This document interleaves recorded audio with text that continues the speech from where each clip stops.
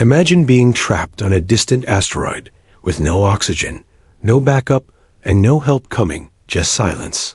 Cold stone and your own heartbeat racing against time. One cadet defies the odds using nothing but moss, wire, and raw instinct to build. Breath itself. This isn't just survival.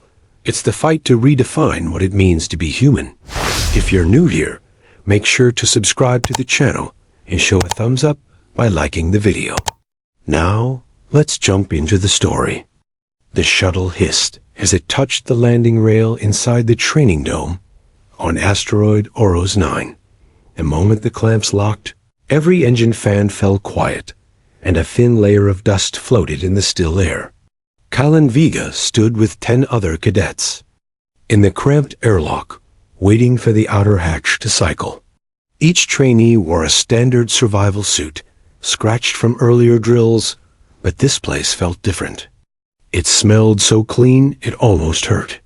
Filtered air held no trace of oil, sweat, or metal, only a dry, empty sting. Callan's breath echoed in his helmet, like a slow drumbeat, and he wondered if the silence outside the craft would feel just as hollow. When the hatch slid open, a white glare poured in. The cadets filed down the short ramp with uneven steps, their boots tapping metal strips that had been welded into the gray stone floor. No one spoke.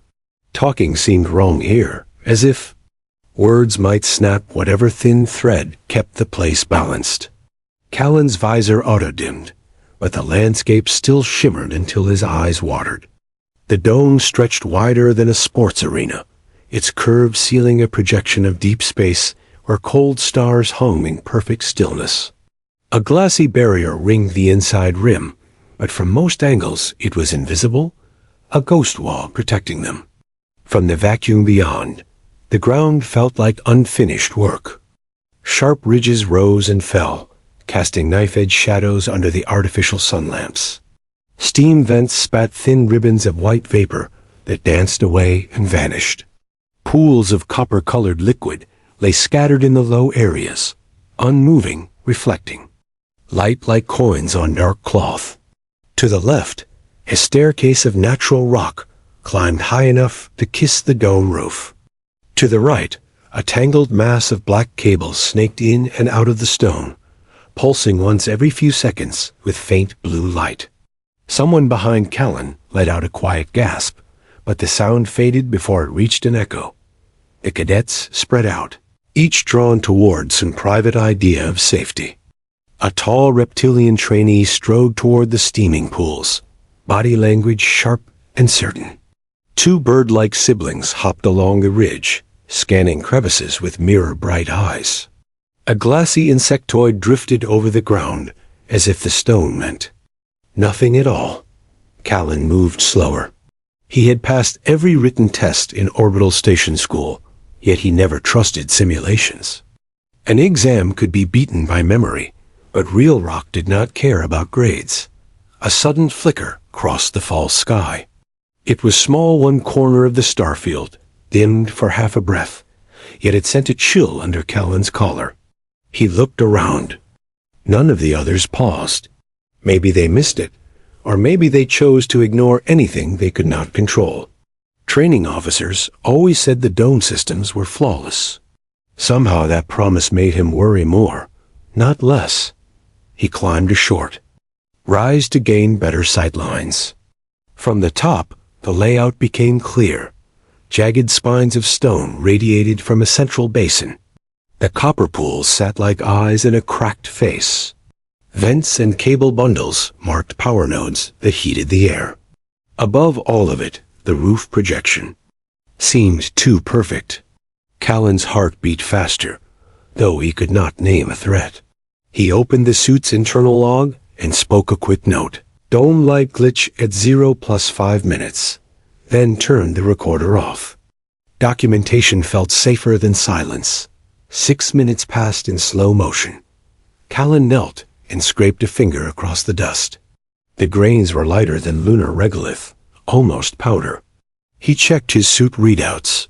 Temperature, 18 degrees.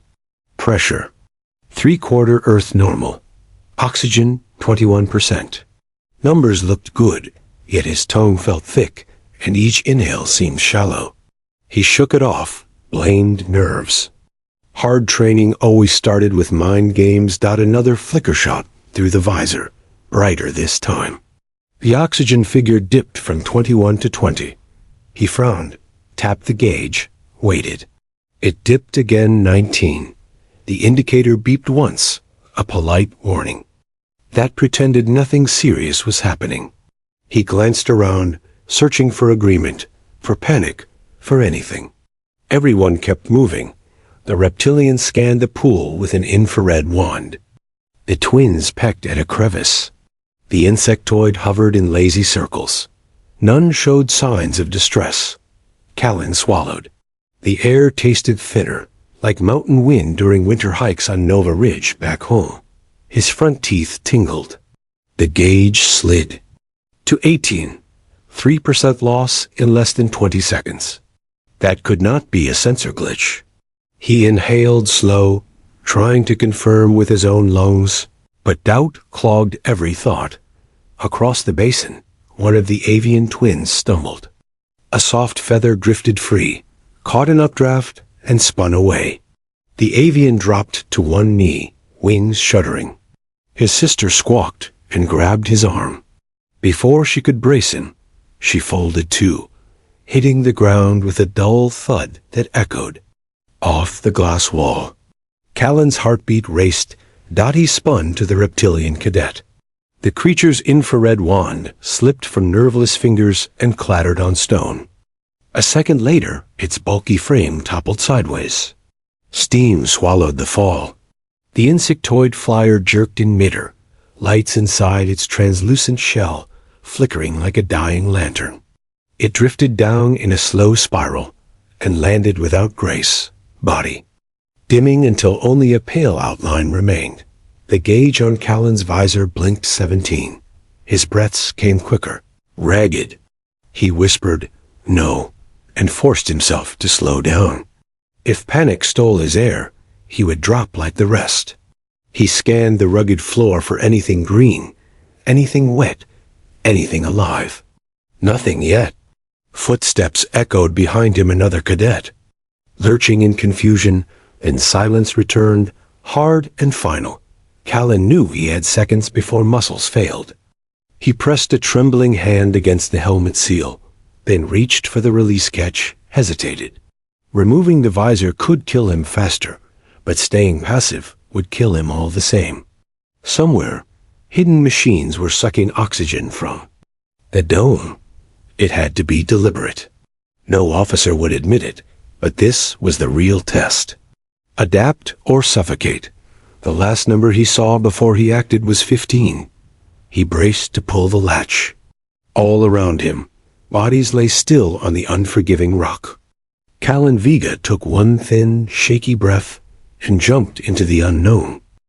Callan yanked the visor free and staggered as thin air scraped his lungs. Each breath felt like sucking wind through a cracked straw, but he stayed on his feet.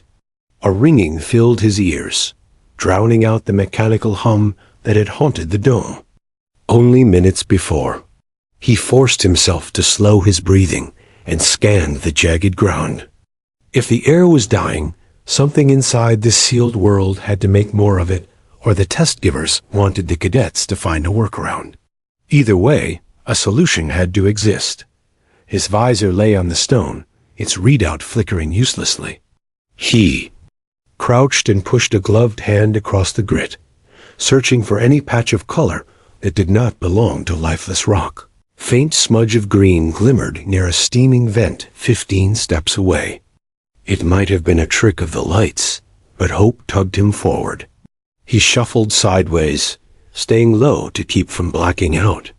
The vent breathed swirls of warm vapor, and beside it grew a thin sheet of moss, dull and dusty, yet undeniably alive. He knelt and ran a finger over it. Damp. That meant water, maybe even photosynthesis. His pulse jumped with cautious excitement. The mosses smell earthy and sour-pulled, a memory from somewhere far away. Summers in a wooden shed where His grandmother soaked chunks of peat moss to line sprouting boxes. She had said moss was clever. It drank light and made air even in forgotten corners of the farm. At 10 years old, he had thought it magic. Now he hoped the magic was real. He pinched a strip free. The green stained his gloves like paint. He lifted it to his lips and inhaled through it, feeling ridiculous.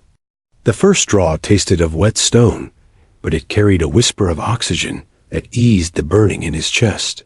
Not enough, yet unmistakable. He closed his eyes, breathed again, and dared to believe. If this strain could filter out carbon dioxide and drip feed him fresh air, maybe it could keep him conscious long enough to help the others. He tore a wider patch, rolled it into a loose cylinder, and pressed it over his mouth. The airflow was stronger. His heart's steady dot memory guided him. Next, he pictured his grandmother patching a broken farm mask with nothing but twine and burlap. "It only has to work until help arrives," she had said. The cadets could not wait for help. Still, the rule stood. Build quick, breathe, then improve. He hurried back to where his visor lay and snapped the transparent plate free of its frame. Working by touch more than sight, he wedged the moss into the concave shield, then wrapped the edges with strips cut from his inner sleeve. Threads frayed and snapped, but the cloth held. Next, he dug into his suit pouch for repair, wire a thin coil meant for mending connectors. He bent the wire across the moss like cage bars, twisting the ends through the old screw holes so nothing could shift. When he pressed the contraption against his mouth and nose, a thin whoosh slipped through. The flow felt steady, cool, and just sweet enough to bring a tiny rush of relief to his aching temples. He needed to test it on a second set of lungs. 50 paces away, the insectoid cadet lay slumped, glassy limbs folded like broken blades. Callan hurried over, pulse pounding. The creature he remembered the name tag Red Riven still emitted faint blue light inside translucent skin, but it flickered dimly. Callan lifted Riven's cracked helmet, tugged it free, and secured the moss shield over the small mandible-like mouth. For 10 long seconds, nothing happened. Then a tremor rolled through the insectoid's chest, and a rasping intake rattled out. Color surged through inner veins, like lightning filling a clear night sky. Riven's multifaceted eyes fluttered open, focusing on Callan with stunned confusion. Callan held one finger to his own lips quiet and tapped the moss. "Breathe." Slow. The message was smothered by thin air, but Riven seemed to understand. Another breath, then another, deeper each time. The flicker of light inside the insectoid shell brightened and steadied. One success meant possibility. Callan still had spare wire and fabric, but moss was scarce. He dashed back to the vent, harvested another sheet, stuffed it into his pouch, and scanned the ridge for anyone else showing signs of life. An avian cadet Juno, the quiet twin, lay sprawled near a copper pool, wings limp across gravel. Callan sprinted, dizziness chasing his steps, and dropped beside her. Her beak hung open, no sound escaping. He worked faster now, ripping his ez. Last bit of sleeve cloth to pad a fresh filter, binding moss with wire until it resembled a ragged green muzzle. He pressed it to her face and held it in place. Air hissed through pores, faint but real. 5 seconds passed. Juno's chest quivered. 8 seconds. Her eyelids fluttered. 11. She sucked a thin breath, feathers twitching. Relief hit Callan so hard, he nearly laughed, but the sound stuck in his dry throat. He set Juno's own, hand on the filter to keep it steady, and fell back. Gasping dot around them, the final light cycle shifted, casting long shadows. The dome's main lamps dimmed without warning, plunging the arena into uneven half-dark. Callan's stomach dropped. Darkness could hide new hazards, and he had little strength left for surprises. A low vibration rolled beneath the stone, rattling loose pebbles. The air warmed, then cooled, like a giant machine cycling on somewhere below. Riven staggered toward him, holding the reused filter to his face with one clawed hand. "Hear that?" The voice buzzed, distorted, but clear enough. Callan nodded. "Something big," he rasped.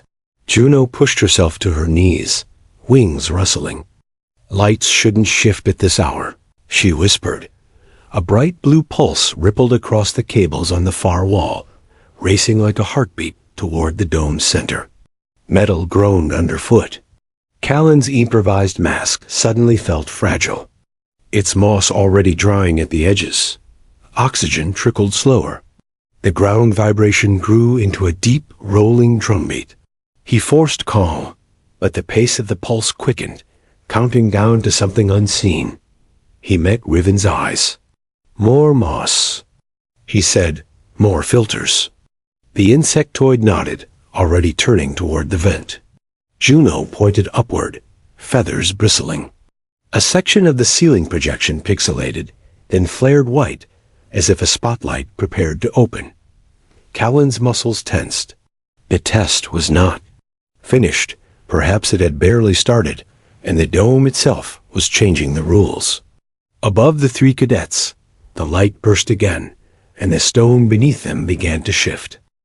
Callan steadied himself against the rattling ground and forced his lungs to pull air through the damp moss pressed over his mouth. The vibration rolled away, but the overhead lights still flickered like a faulty heartbeat. He glanced at Riven and Juno. Both were upright, though pale. The pulse in the cable bundles slowed, yet it did not vanish. Something huge had awakened under the dome floor, and whatever it was would not wait while they caught their breath. Callan's first two filters were already dropping moisture, their moss turning crisp at the edges. That meant they now ran on borrowed minutes. They needed supplies, tools, and most of all help. He waved for Riven to follow and trotted toward the nearest rise, eyes skimming the stone for any sign of movement. Halfway up the slope, he spotted a wide figure slumped beside a cracked boulder, skin the color of wet granite. It was Elric, the stone-skinned giant, known for lifting cargo crates that took two other cadets to budge. Callan knelt and pressed, 2 fingers to the thick neck. A pulse thudded but wavered. The cracked helmet had no air left. Callan whispered for Riven to hold the moss bundle while he peeled a sheet from his own filter. It hurt to lose that layer of precious green, but losing Elric would hurt more. He wrapped the new patch across the break, tied it with spare wire, and prayed the seal would hold. Seconds later, Elric's chest rose with a harsh rasp. His eyelids flickered, revealing amber eyes that glowed faint red in the failing light. "Breathe slow," Callan said, voice rough. Elric stared in confusion, but obeyed. Riven tugged Callan's arm. Juno had found another body, an amphibious girl named Tylai, curled near a steamed-over pool. She still clutched a broken filtration flask. Callan hurried, moss running low, but one glance at Tylai's faint gills prompted him to tear cloth from his sleeve and build a third mask. She coughed awake, webbed fingers gripping the makeshift device.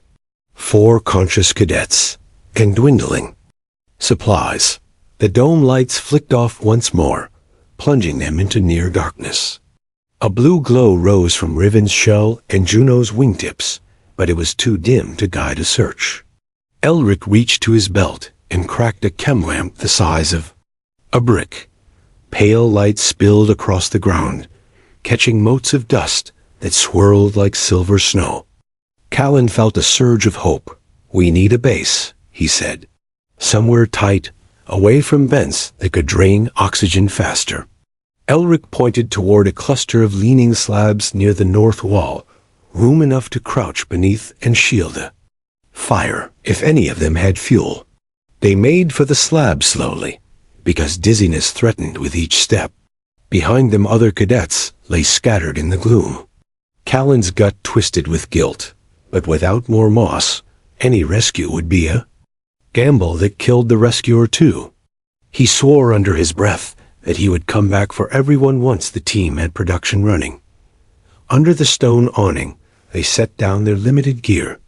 2 chem lamps, Riven's broken infrared wand, Juno's emergency blade, and Callan's almost dead visor plate, moss supply, barely a handful, wire, half a spool, fabric, whatever sleeves and padding they could spare.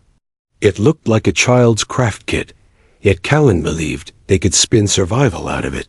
First job, he said, is air. Nothing else matters. Elric nodded, already stripping thin strands from the spiral seams of his suit to use as ties. Talai, whose gills kept fluttering, spoke in a shaky voice. The moss dries too fast. We need to keep it damp, or the pores close. She gestured to the copper puddles outside. Callan frowned. That liquid might be toxic, but they had no time for careful tests. Juno slid a toe claw into the pool and hissed when it did not burn. Feels like water heavy with metal, she said. We can use the moisture, not drink it. They tore strips from suit liners, soaked them, and wrapped the moss bundles. Dampness returned quickly, refreshing that faint sweet scent Callan had chased earlier. He inhaled through a re-wetted patch and felt strength seep back into numb muscles. They organized without speeches. Elric used a flat shard of stone to cut fresh wire loops. Riven's sharp claws sliced mesh from broken helmet screens. Talai handled the moss, her slender fingers coaxing each patch into sponge-like rolls. Callan shaped frames out of visor shards, then bound damp moss inside. Juno, light on her feet, served as scout, hopping out into the darkness to harvest new plant sheets near every vent she could find. The second time she returned, she trailed a low whistle in her beak. The moss glows faint green when the vents pulse, she whispered, eyes shining. I can track it by light. That discovery felt like a gift from the dome itself. Soon Juno brought back armfuls of glowing veils. The work turned rhythmic. Cut, stuff, wrap, tie. Callan marked each finished filter with the scratch of a blade, so they would know which ones dried first. As Elric handed Juno a new tool, a hooked wire, fashioned from a buckle, Talai suddenly froze. She pointed toward the sky. High above, a panel of the false starscape slid open like an eyelid, revealing a recessed screen that displayed a single words, Phase 2. All 4 stared. Riven's shell dimmed. Callan's thoughts raced. Phase 2 meant the test givers acknowledged their progress. That could be good or deadly. He felt the ground vibrate again, this time deeper, as though a massive pump started somewhere below. A hissing sound followed, spreading across the dome like rain, but no moisture fell. Instead, the vents exhaled a cool fog that drifted near the floor. Juno coughed and tapped her portable gauge. Temperature dropping 5 degrees already. Frost crystals formed on Callan's sleeve where the cloth was damp. The moss needed warmth to stay alive. Cold would kill their only lifeline. Panic tried to climb Callan's spine, but he shook it off. Riven, more chem lamps. Elric, build a stone wall around the vents nearest us. Trap the heat. Talai, double wrap every filter with dry cloth. Orders spilled out faster than doubt. No one argued. The Breathers Club, as Riven had named them with a grim smile, moved like practiced machinists, each task flowing into the next. Elric stacked boulders with impossible speed, forming a crescent barrier that captured rising steam. Warm air pooled under the slabs, thawing the moss. Riven cracked his second lamp, tossing it under the arch. Yellow light painted the stone, giving the shelter a cave-like glow. Callan exhaled, then inhaled through his fresh mask. The air tasted stronger. Outside, shadows shifted where motionless cadets lay. Every heartbeat of fog might be their last chance or new doom. Callan met his team's eyes, one by one, and saw the same fire he felt. They would bend this place to keep breathing, or they would break trying. A distant clang rang out, metal on metal, and echoed through the dome like an alarm bell. "Juno," whispered the obvious. "Phase 2 has teeth." Callan adjusted his mask, grabbed a bundle of finished filters, and stepped into the dark. The Breathers Club followed without a word, ready to share air with every cadet still gasping in the yaw. Silence. The cold fog rolled ankle-high across the stone, curling around boots and talons alike as the Breathers Club worked. Callan Vega crouched beside a silent cadet, pressed a fresh moss filter to the alien's mouth, and counted breaths while his own lungs ached for more air. Behind him, Elric stacked another slab onto the crescent wall, sealing in every scrap of warmth. Riven's shell pulsed blue as he darted between moss bundles and wire spools, claws moving with surgical speed. Juno stood on a boulder as lookout. Her feathers puffed against the chill, eyes locked on the false sky. She did not have to wait long. With a soft hiss like cloth tearing, a round hatch irised open above the basin. A silver drone descended, its lens as bright as sunrise, and the cadets froze under its gaze. The drone hovered 3 meters above the ground, gyros whispering. A blue beam swept over the moss masks, over cracked suits, over the wall that held. The vent heat. When the light touched Callan's chest, it paused, blinked, and flared brighter, as if taking a deeper reading. He tried to steady his breathing, but the air in his mask tasted thin again. The moss was reaching its limit. All around, other revived cadets stirred in fear. Tylai whispered that the drone model belonged to the Evaluation Directorate, the branch, famous for turning ordinary drills into career-ending traps. Callan's pulse thudded. If the Directorate had stepped in, Phase 2 was not a phase at all. It was the real exam, the one nobody ever described in the manuals. Without warning, the drone released a sharp tone. Screens hidden along the dome wall lit at once, showing a silent message in plain text. Cooperation metrics live. Juno clicked her beak in disbelief. They were being scored in real time, not on survival skills, but on how well they helped each other. Riven muttered that insects in his colony received harsher trials, yet even he sounded worried. Callan looked at his friends, and at the frightened faces of cadets they had just brought back from the edge. The test makers wanted proof that strangers could act like a single mind when death pressed close. Fine, he thought, let them watch.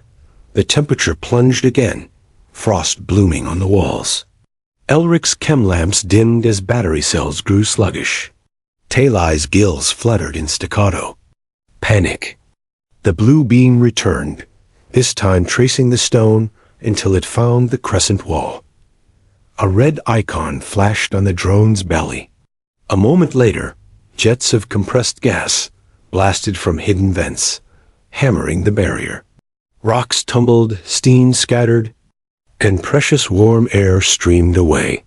The watchers were stripping comfort, probing for cracks in the group.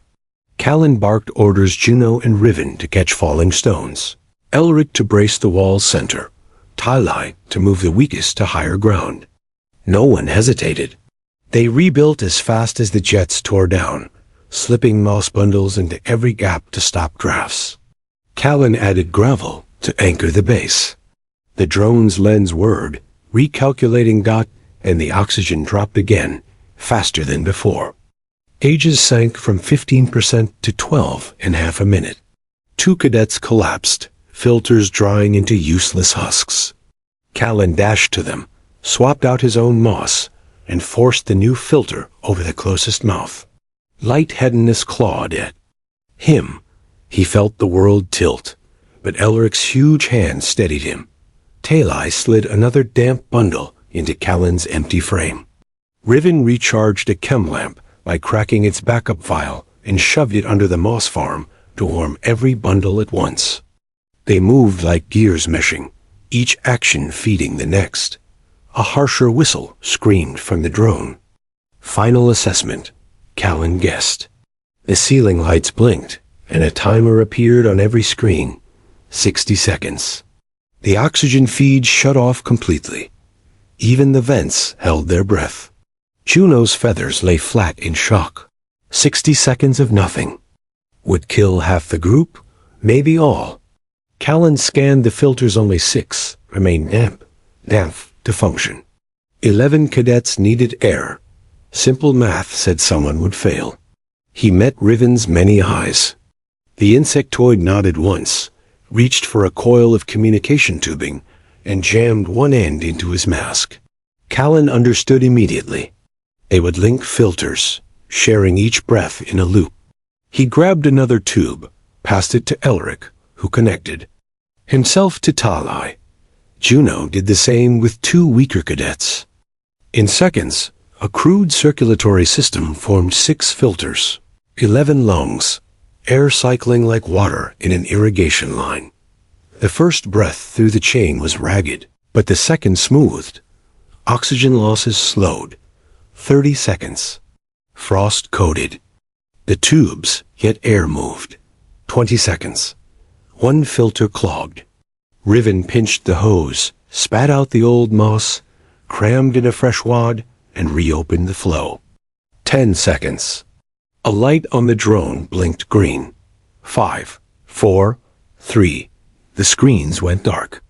A deep clunk echoed overhead, followed by the hiss of locks disengaging.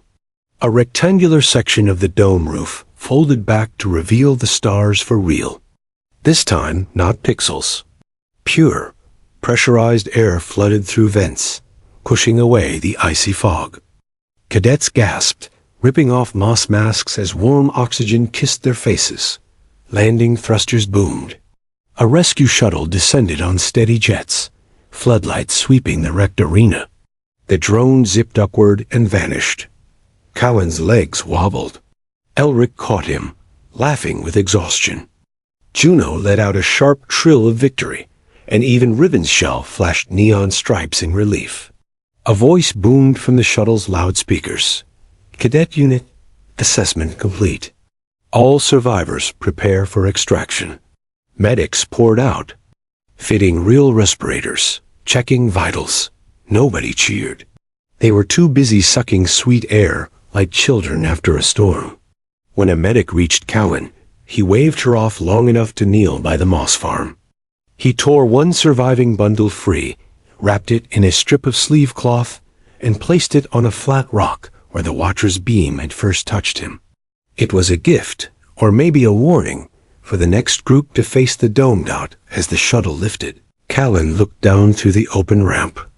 The moss patch glowed softly in the gloom, a fragment of stubborn life against metal cruelty. The test had ended, but he knew the Watchers would analyze every heartbeat, every choice. Numbers could not show what those breaths had felt like, yet. Perhaps the moss could whisper it. Survival is only the beginning. What matters is what you build for those still gasping in the dark.